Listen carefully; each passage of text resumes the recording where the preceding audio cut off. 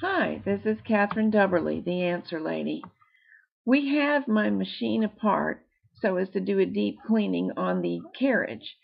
And we were just going to clean the brushes on the sinker plate, but Jack talked me into taking the whole thing apart and deep cleaning it. Well, I was going to take off these wheels and brushes myself, and I have done it in the past, but I found that they were really on there stiffly. And since I have Jack of the Strong Hands here handy, I asked him to help. And that way, we can show you what we're doing too. Okay, look at that one. Nice cross point. Zoom in on that one. What we've got is the cross point is worn out again. It sure is. That's one reason I was having trouble. Exactly. And what I want to do is make this look as difficult as possible. So you'll never want to do this. You'll always want to pay me to do it. You know what I'm pleased to see, though? This one had no thread wrapped around, which for me is probably a record. Yeah, but look right here. There's the thread. Oh, it was underneath. It was stuck. hiding. Yep. Okay. It was there. All right, well, my record is perfect. Aha! Those are colorful guys. Oh, look. Look, everybody. Oh, and here's the killer. Look at what we've got right here. This, remember what I said about what does your ball winder do? Mm-hmm. It catches the thread. Now see, that's twisted around. That'll start to impact the operation of those brushes. And here I can tell people something that I know more about than you. A lot of times, well, there is one or two things, only knitting related. A lot of times the machine will knit stockinette just fine, and it will mispattern when you are knitting Fair Isle or something like that.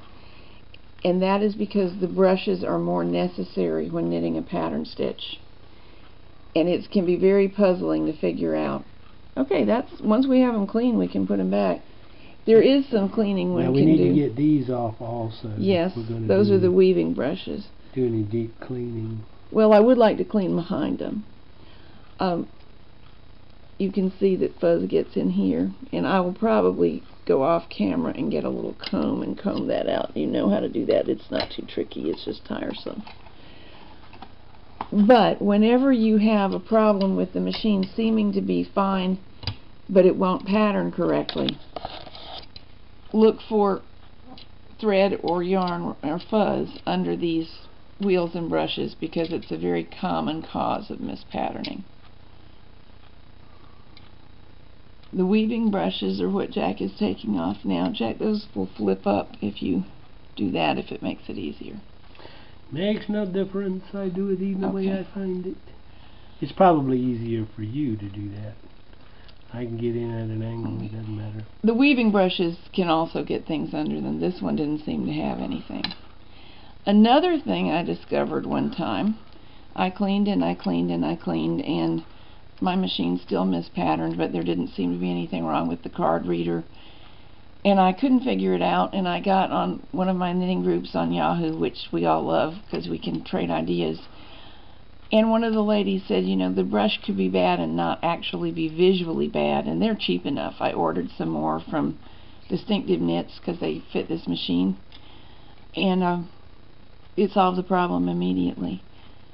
Now here's your guy right there. Oh my word! See, this is the kind of thing that we got to look for. That's why we take them off from time to time, even if they're working. Now here's a caution: that screw appears to be loose in there and just floating around, so it's gonna drop out the back side. It wants to. Well, we're gonna let it. In fact, we're going to assist it in doing so. But something to be careful of: make sure there are stationary screws such as this one right here, and look what we found hiding under there, and that was the other one. Okay. But this screw appears to be stationary, but obviously it isn't, because its friend wasn't, and there you go, once you move it. So what appeared to be one solid piece, had we moved it around much, this would have been gone. We would have been saying, where is it? Yep. But notice how it works. See, there's a slot right there. There's a ridge on either side. So it goes into a square slot. And that's what holds it while you tighten the top.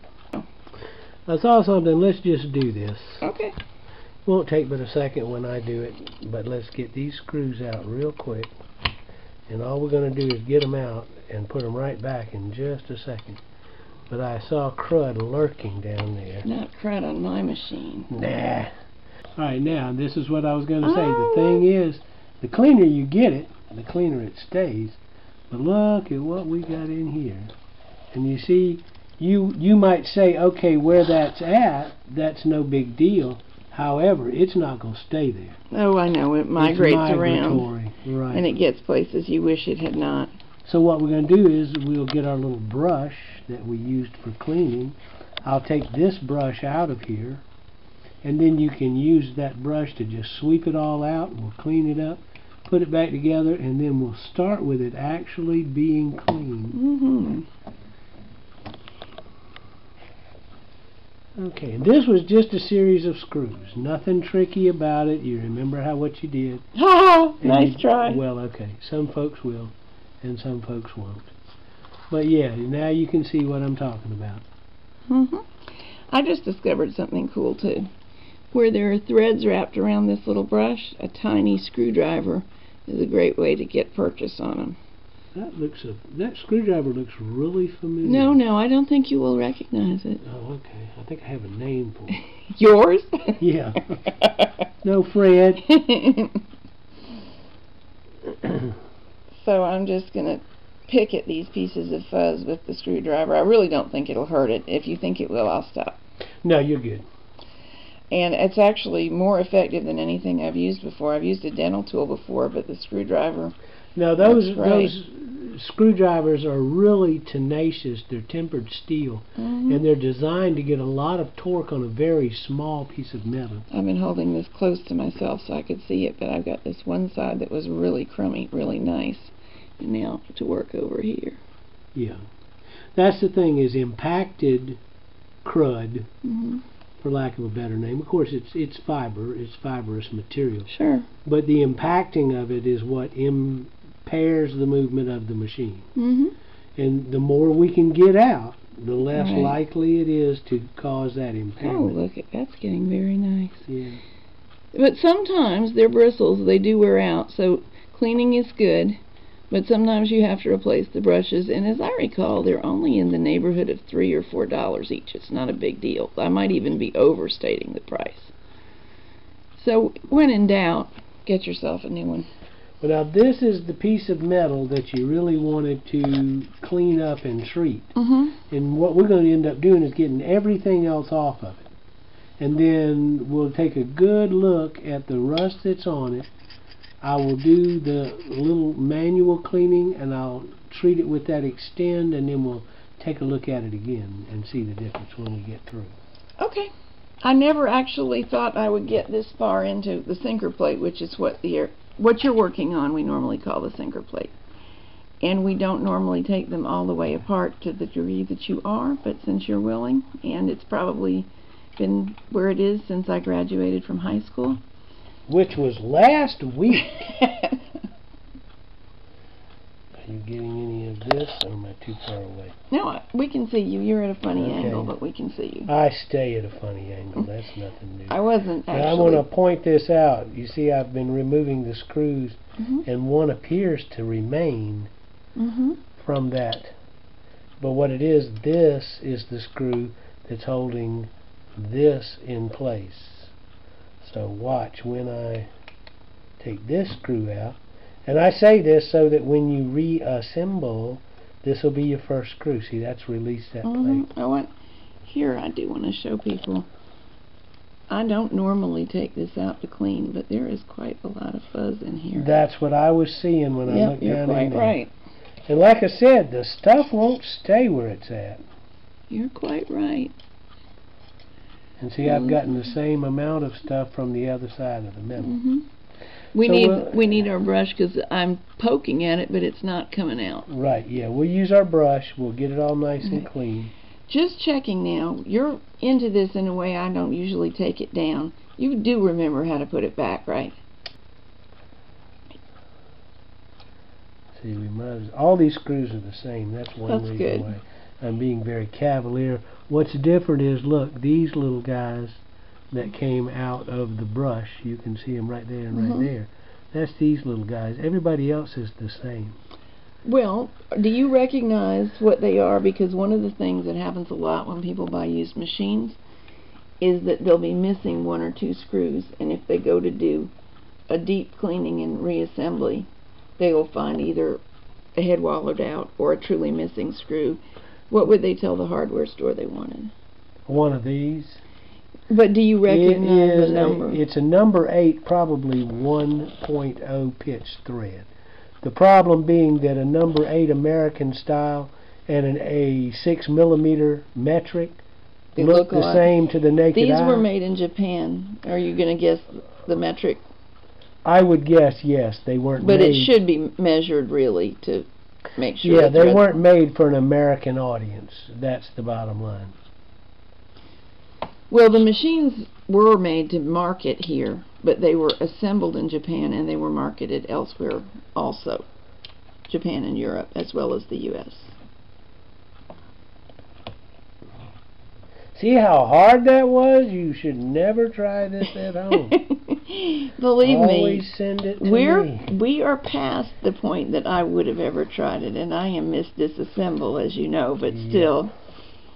But see, get your magnets out of there.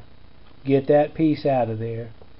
Get your crud off the bottom. Flip it back over. You got a screw hanging onto the magnet. I know, but it'll stay right there on the magnet. But see what's in there. Get your crud out. Get your dirt and contaminants off the back, because this is what causes your rust. Oh. See, that is dirt holding moisture, and that's what causes your rust to begin with. Oops, look, we've picked up some friends, but we're going to set that over here out of the way. And actually, it's not a bad idea. I use in the shop a magnetic tray.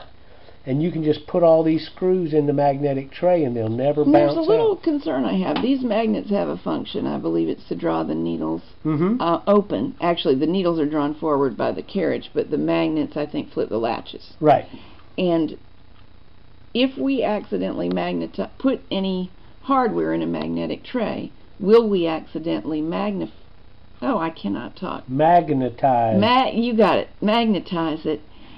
And if we accidentally magnetize it, would that be... Look at that. They already are. Okay. If you so it's not enough to disrupt it. We don't. What I don't want is our latches erratically doing the hokey pokey. No, but look at all the hardware. It's already magnetized. Okay. Slightly. And that's a good thing. And that's from proximity. That's right, because to these magnets. This metal, look. See, that metal's slightly... Oh, golly, it is. Because it's attached to those magnets. But again... Now, that's not, because that's stainless. This is a 35 or so year old machine, yeah. It's not going to change the function of the machine. It's just going to mean that all this hardware is slightly magnetic, which is fine, because when you go to pick it up and use it, look what it does. It sticks on the end of your screwdriver. So, let's do a little bit of scrubbing and cleaning and come back and reassemble it. Okay. Now for the reassembly. You might think that Jack is doing this all from memory, and he is using some memory, but he has confessed to me that he also looks for footprints on the metal of where the parts normally had sat in the past. And a practiced eye can apparently find this really easily. For the rest of us, I suggest photos and record keeping. You'll see him make one little mistake, and he'll go back and correct it later.